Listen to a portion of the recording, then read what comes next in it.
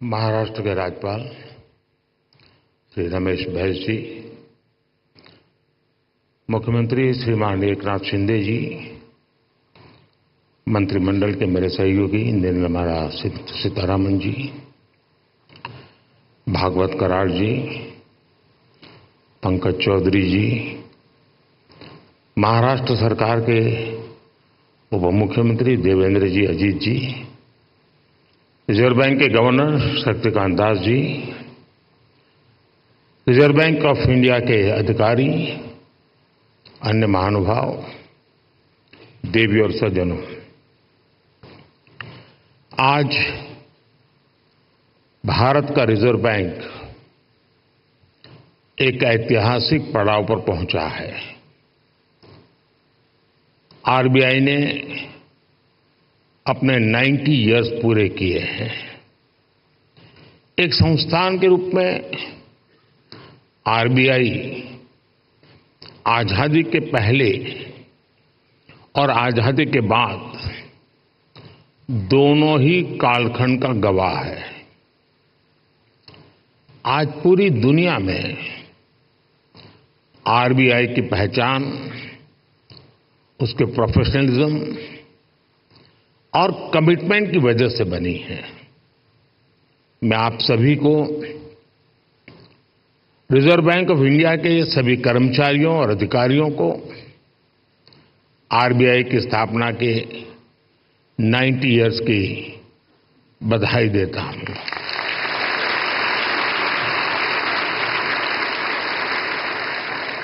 और इस समय जो लोग आरबीआई से जुड़े हैं उन्हें मैं बहुत सौभाग्यशाली मानता हूं। आज आप जो नीतियां बनाएंगे, जो काम करेंगे, उनसे आरबीआई के अगले दशक की दिशा तय होगी। ये दशक इस संस्थान को उसके शताब्दी वर्ष तक ले जाने वाला दशक है। और ये दशक विकसित भारत की संकल्प यात्रा के लिए भी उतना ही अहम है। और इसके लिए जैसा आप लोगों का मंत्र है, आरबीआई को तेज ग्रोथ को सर्वोच्च प्राथमिकता देते हुए ट्रस्ट और स्टेबिलिटी पर भी उतना ही फोकस करना है। मैं आरबीआई को उसके लक्ष्यों और संकल्पों के लिए भी शुभकामनाएं देता हूं। साथियों, आप सभी अपनी फील्ड के एक्सपर्ट्स हैं। आप जानते हैं कि देश की अर्थव्यवस्था, हमारी जीडीपी काफी हद तक मॉनेटरी और फिस्कल पॉलिसीज के कोऑर्डिनेशन पर निर्भर करती है। मुझे याद है जब 2014 में रिजर्व बैंक के 80वें वर्ष के कार्यक्रम में आया था, तब हालात एकदम अलग थे। भारत का पूरा बैंकिंग सेक्टर समस्याओं और चुनौतियों से जूझ रहा था। एनपीए को लेकर, भारत के बैंकिंग सिस्टम की स्टेबिलिटी और उसके भविष्य को लेकर हर कोई आशंका से भरा हुआ था। हालात इतनी खराब थी कि पब्लिक सेक्टर बैंक्स देश की आर्थिक प्रगति को जरूरी गति नहीं दे पा रहे थे। हम सभी ने वहां से शुरुआत की और आज देखिए आज भारत के बैंकिंग सिस्टम को दुनिया में एक स्ट्रांग और सस्टेनेबल सिस्टम माना जा रहा है।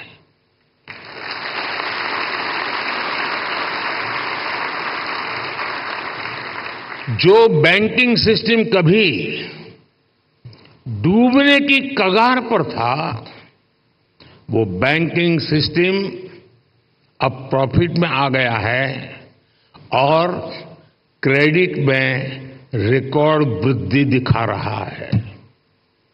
फ्रेंड्स, आप भी जानते हैं कि सिर्फ 10 साल में इतना बड़ा परिवर्तन आना आसान नहीं था। ये बदलाव इसलिए आया क्योंकि हमारी नीति, नियत और निर्णयों में स्पष्टता थी। ये बदलाव इसलिए आया क्योंकि हमारे प्रयासों में दृढ़ता थी, ईमानदारी थी।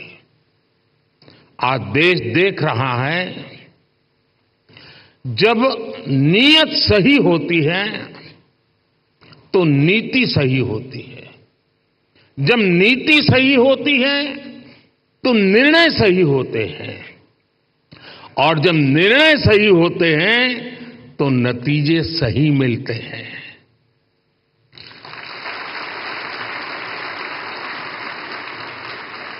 इन शॉर्ट, मैं यही कहना चाहता हूं, नीयत सही तो नतीजे सही।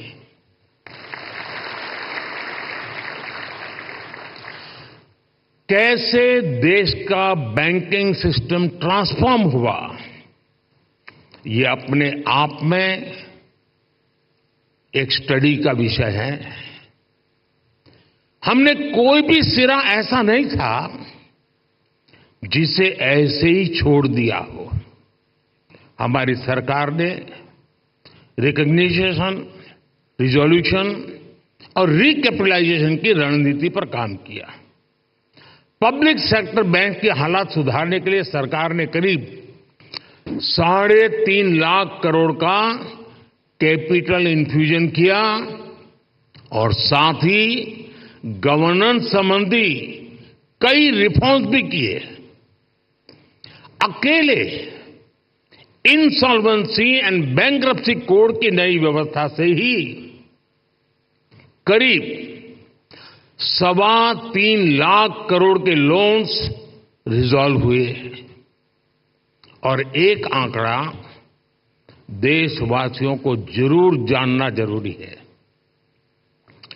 27,000 से ज्यादा ऐसी एप्लीकेशंस जिसमें 9 लाख करोड़ रुपए से ज्यादा का अंडरलाइन डिफॉल्ट था, वो आईबीसी में एडमिशन से पहले ही रिजॉल्व हो गई। ये दिखाता है कि इस नई व्यवस्था का सामर्थ्य कितना ज्यादा है। बैंकों का जो ग्रॉस एनपीए 2018 में 11.25% के आसपास था, वो सितंबर 2023 आते आते 3% से भी कम हो गया।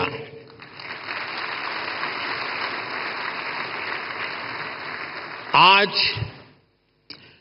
ट्विन बैलेंस शीट की समस्या अतीत का हिस्सा हो चुकी है।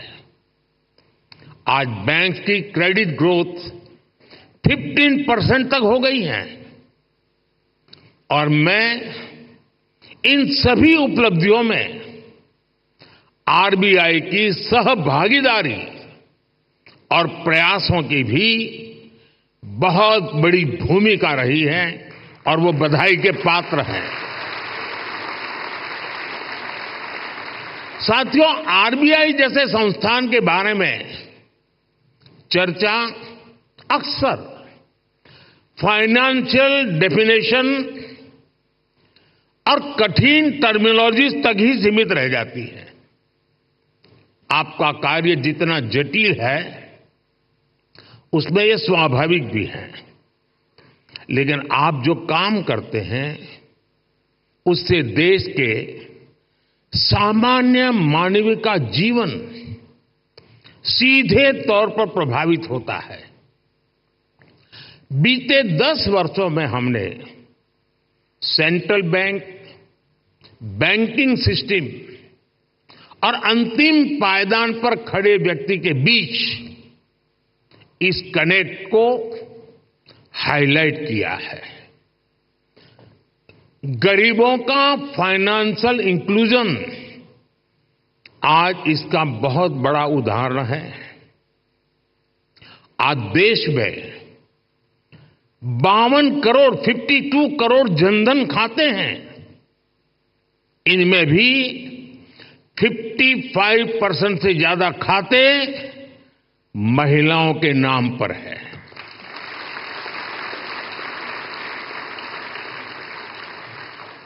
इसी फाइनेंशियल इंक्लूजन का प्रभाव आप एग्रीकल्चर और फिशरीज जैसे सेक्टर्स में भी देख सकते हैं। आज 7 करोड़ से ज्यादा फार्मर्स, फिशरमैन और पशुपालक के पास किसान क्रेडिट कार्ड हैं। इससे हमारी रूरल इकोनॉमी को एक बहुत बड़ा पुश मिला है। कोऑपरेटिव सेक्टर को भी पिछले 10 वर्षों में बड़ा बूस्ट मिला है। सहकारिता में कोऑपरेटिव बैंक की एक बहुत बड़ी भूमिका होती है और ये रिजर्व बैंक के रेगुलेशन और सुपरविजन का एक महत्वपूर्ण क्षेत्र भी है।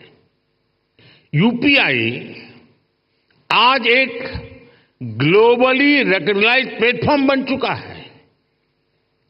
इस पर हर महीने 1200 करोड़ से ज्यादा ट्रांजैक्शन हो रहे हैं। अभी आप लोग सेंट्रल बैंक डिजिटल करेंसी पर भी काम कर रहे हैं। यानी पिछले 10 वर्षों में हुए ट्रांसफॉर्मेशन की एक तस्वीर ये भी है। एक दशक के भीतर ही हम पूरी तरह से एक नई बैंकिंग व्यवस्था, एक नई अर्थव्यवस्था और नए करेंसी एक्सपीरियंस में प्रवेश कर चुके हैं। और जैसा मैंने पहले कहा है, पिछले 10 साल में जो हुआ वो तो सिर्फ ट्रेलर है।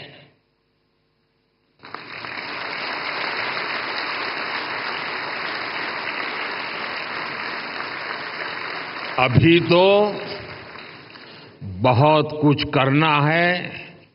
अभी तो हमें देश को बहुत आगे लेकर जाना है।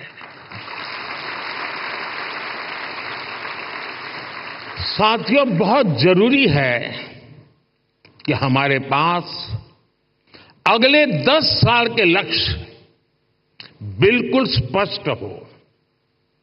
हमें मिलकर अगले 10 साल में डिजिटल ट्रांजैक्शन की संभावनाओं को विस्तार देना होगा। हमें कैशलेस इकोनॉमी से आ रहे इन बदलावों पर नजर भी रखनी होगी। हमें फाइनेंशियल इंक्लूजन और एम्पावरिंग एफर्ट्स को भी और बेहतर करना होगा। साथियों, इतनी बड़ी जनसंख्या की बैंकिंग नीड्स भी अलग अलग हो सकती है। कई लोग फिजिकल ब्रांच मॉडल को पसंद करते हैं, कई लोगों को डिजिटल डिलीवरी पसंद होती है। देश को ऐसी नीतियां बनाने की जरूरत है जिससे ईज ऑफ डूइंग बैंकिंग बेहतर हो और सभी को उनकी जरूरत के अनुसार क्रेडिट एक्सेस मिल सके। डीपीआई के क्षेत्र में भारत को अग्रणी बनाने के लिए हमें आर्टिफिशियल इंटेलिजेंस, मशीन लर्निंग की निरंतर मदद लेनी चाहिए। भारत की प्रगति तेज गति से हो, इंक्लूसिव हो, सस्टेनेबल हो, इसके लिए रिजर्व बैंक को लगातार कदम उठाते रहने होंगे।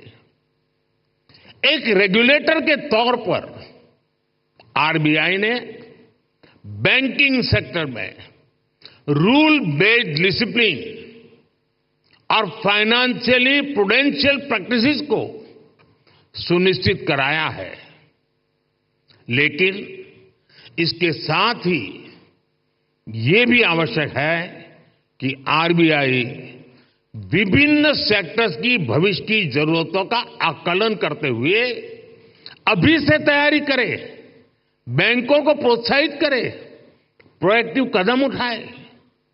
मैं आपको विश्वास दिलाता हूं कि सरकार आपके साथ है।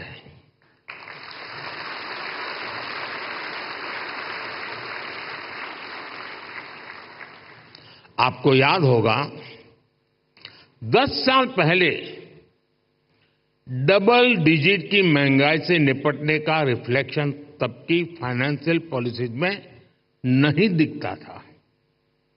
इससे निपटने के लिए हमारी सरकार ने रिजर्व बैंक ऑफ इंडिया को इन्फ्लेशन टारगेटिंग का अधिकार दिया। मॉनेटरी पॉलिसी कमेटी ने इस मैंडेट पर बहुत अच्छे ढंग से काम भी किया। साथ ही साथ सरकार ने एक्टिव प्राइस मॉनिटरिंग और फिस्कल कंसोलिडेशन इसके भी कदम उठाए। इसलिए कोरोना संकट हो, अलग अलग देशों में युद्ध की स्थिति हो, तनाव हो, भारत में इन्फ्लेशन मॉडरेट लेवल पर ही रही। साथियों, जिस देश की प्रायोरिटी स्पष्ट हो उसे प्रोग्रेस करने से कोई नहीं रोक सकता।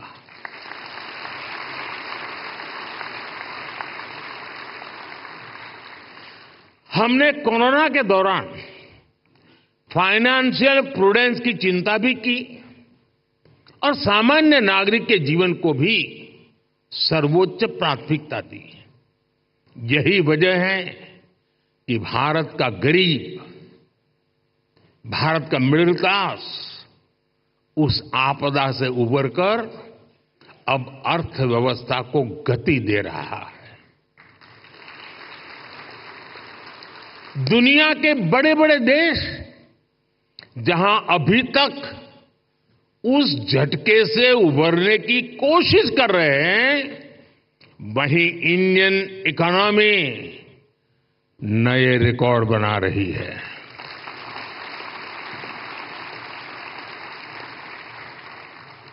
भारत की सफलता को आरबीआई वैश्विक स्तर पर ले जा सकता है। इन्फ्लेशन कंट्रोल और ग्रोथ में एक बैलेंस बनाना किसी भी डेवलपिंग कंट्री की बहुत यूनिक जरूरत होती है। इससे निपटने के लिए कौन कौन से मॉनेटरी टूल्स हो सकते हैं, इसके बारे में सोचना बहुत आवश्यक है। आरबीआई इसके लिए एक मॉडल बनकर ग्लोबल लीडरशिप की भूमिका निभा सकता है। और ये बात मैं 10 साल के अनुभव के बाद कहता हूं, और ये बात दुनिया को निकट से जानने समझने के बाद कह रहा हूं। और इससे पूरे ग्लोबल साउथ को बहुत बड़ी मदद मिल सकती है। फ्रेंड्स, अगले 10 साल के टारगेट तो तय करते हुए हमें एक बात और ध्यान रखनी है, वो है भारत के युवाओं की एस्पिरेशंस। भारत आज दुनिया के सबसे युवा देशों में से एक है। इस युवा एस्पिरेशंस को पूरा करने में आरबीआई का अहम रोल है। बीते 10 साल में सरकार की पॉलिसीज की वजह से नए नए सेक्टर्स बने हैं। इन सेक्टर्स में देश के युवाओं को नए अवसर मिल रहे हैं। आप देखिए, आज ग्रीन एनर्जी जैसे उभरते हुए क्षेत्रों का विस्तार हो रहा है। सरकार सोलर एनर्जी और ग्रीन हाइड्रोजन जैसे सेक्टर्स को प्रमोट कर रही है। आज देश में इथेनॉल ब्लेंडिंग को लगातार बढ़ाया गया है। डिजिटल टेक्नोलॉजी में आज भारत एक प्राइम प्लेयर बनकर उभरा है। हमने स्वदेशी 5G टेक्नोलॉजी पर काम किया है। डिफेंस सेक्टर हम बड़े एक्सपोर्टर की भूमिका में आ रहे हैं। एमएसएमई पूरी भारतीय अर्थव्यवस्था और मैन्युफैक्चरिंग सेक्टर की बैकबोन जैसे हैं। ऐसे सारे सेक्टर्स में अलग अलग तरीके के कर्ज की जरूरत होती है। कोरोना के समय हमने एमएसएमई सेक्टर के लिए जो क्रेडिट गारंटी स्कीम बनाई, उसने इस सेक्टर को बहुत बड़ी शक्ति दी थी। रिजर्व बैंक को भी आगे out of the box policies के बारे में सोचना होगा। और मैंने देखा है हमारे शक्तिकांत जी आउट ऑफ बॉक्स सोचने में माहिर है।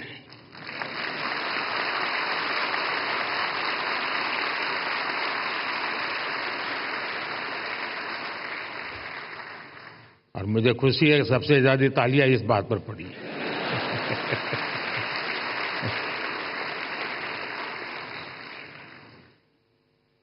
विशेषकर नए सेक्टर्स में हमारे युवाओं को पर्याप्त क्रेडिट अवेलेबिलिटी मिले, ये सुनिश्चित किया जाना बहुत जरूरी है।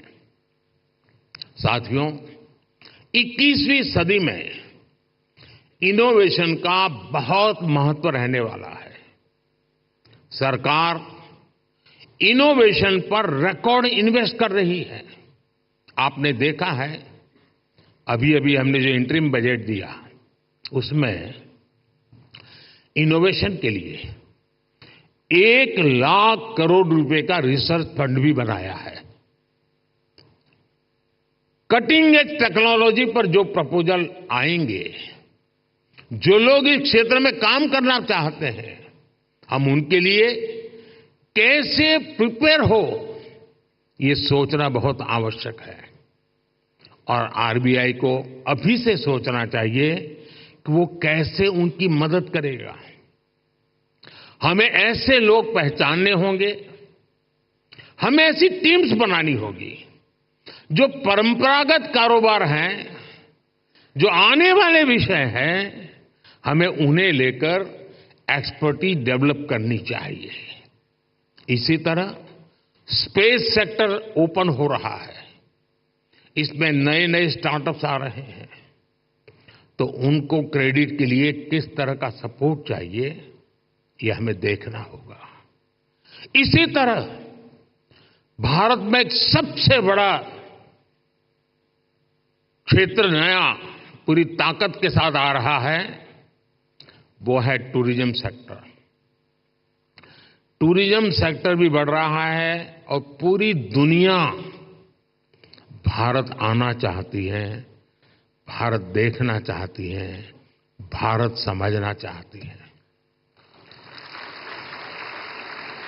अभी कहीं मैंने पढ़ा था, जो ये टूरिज्म के एक्सपर्ट्स होते हैं, उनका कहा है कि आने वाले वर्षों में रिलीजियस टूरिज्म में दुनिया का सबसे बड़ा कैपिटल अयोध्या बनने वाला है।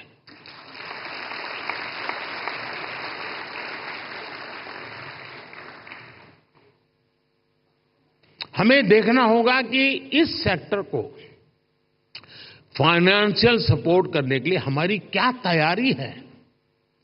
जो देश में नए नए सेक्टर्स बन रहे हैं, हमें उनमें अभी से एक्सपर्टीज डेवलप करनी चाहिए और उनको हम कैसे सपोर्ट करेंगे, इस पर भी पहले से मंथन होना चाहिए। अभी 100 दिन मैं चुनाव में बिजी हूं, तो आपके पास भरपूर समय है। आप सोच के रखिए, क्योंकि शपथ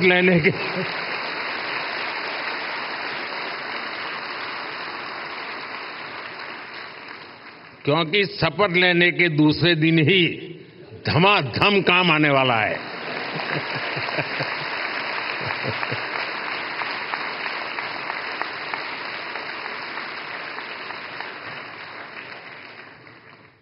साथियों, हम लोगों ने फाइनेंशियल इंक्लूजन पर बहुत काम किया है, डिजिटल पेमेंट पर बहुत काम किया है। इससे हमारे छोटे बिजनेस की, रेहड़ी पटरी वालों की फाइनेंशियल कैपेसिटी अब ट्रांसपेरेंटली दिखाई देने लगी है। अब इस जानकारी का उपयोग करते हुए हमें उन्हें फाइनेंशियल एम्पावर करना है। फ्रेंड्स, हमें मिलकर अगले 10 वर्षों में एक और बड़ा काम करना है। हमें भारत की आर्थिक आत्मनिर्भरता को बढ़ाना है। हमें कोशिश करनी है कि हमारी इकोनॉमी दुनिया के संकटों से कम प्रभावित हो। आज भारत ग्लोबल जीडीपी ग्रोथ में 15% के साथ ग्लोबल ग्रोथ का इंजन बन रहा है। इन स्थितियों में ये प्रयास होना चाहिए कि हमारा रुपया पूरी दुनिया में ज्यादा एक्सेसिबल भी हो, एक्सेप्टेबल भी हो।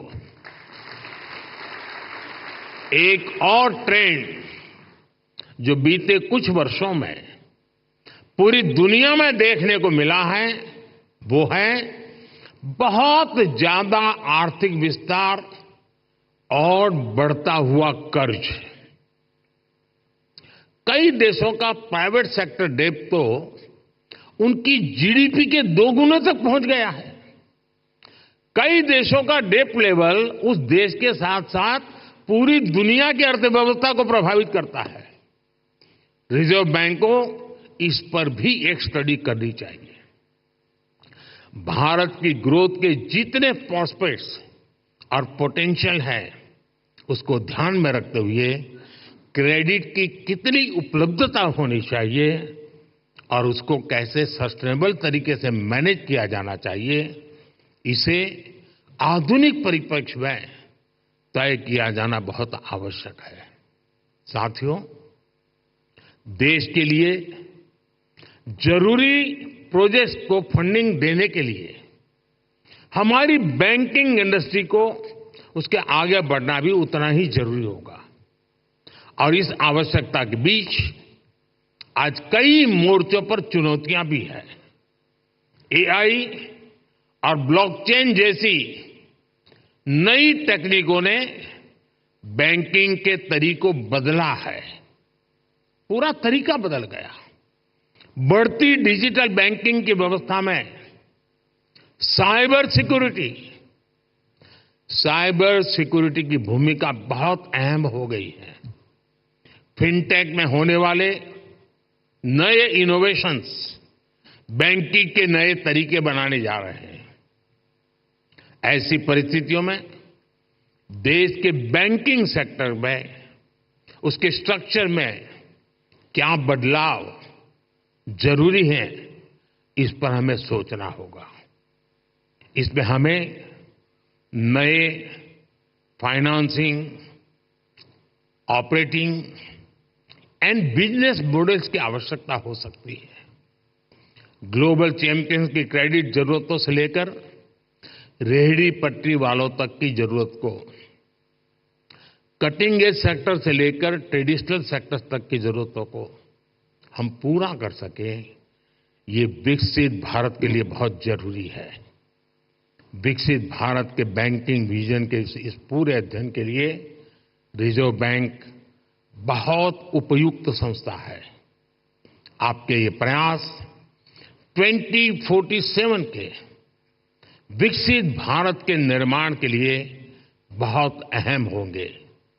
एक बार फिर आप सबको मेरी बहुत बहुत शुभकामनाएं। धन्यवाद।